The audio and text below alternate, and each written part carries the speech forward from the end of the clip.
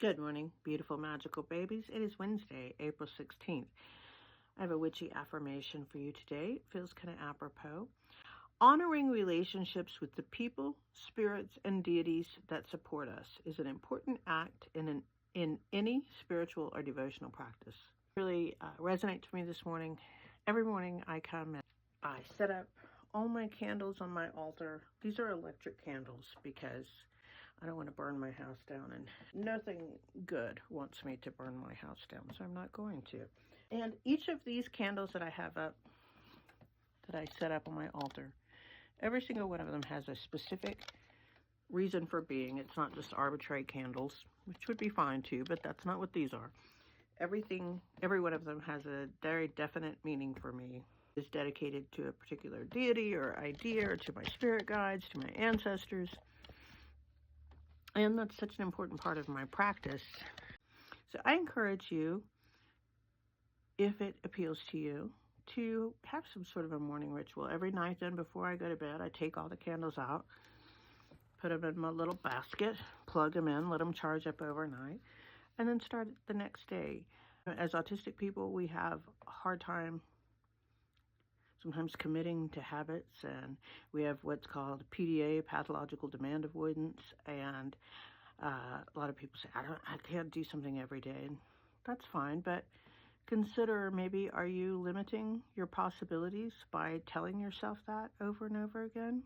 Nothing bad's going to happen if I don't do this, but a lot of good happens because I do. Something to think about. Let's pull the tarot card, shall we? We pulled the big, bad, scary card today. We pulled the Tower, and we pulled it reversed. So as we do, I'll read you both meanings.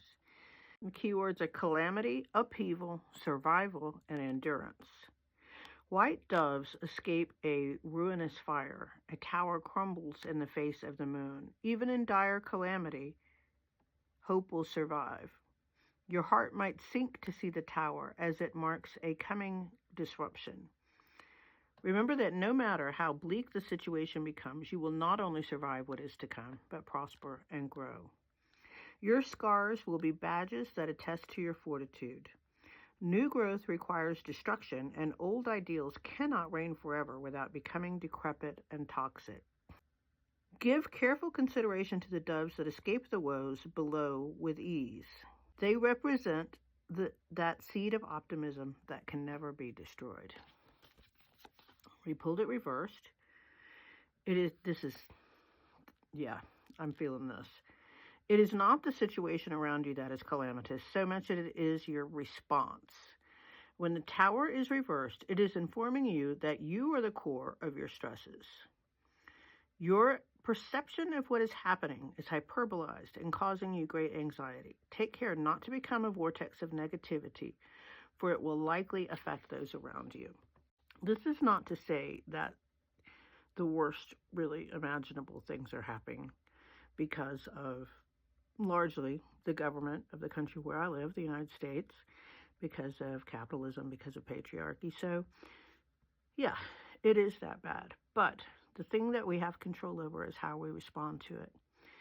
And letting ourselves be absolutely eaten up and upset 24/7 is letting the fascist win, because that's what they want. So what we can do is stay aware of what's happening, not focus though on the problem, but try instead to turn our mind to the solution. And so much of the solution come down to getting ourselves together,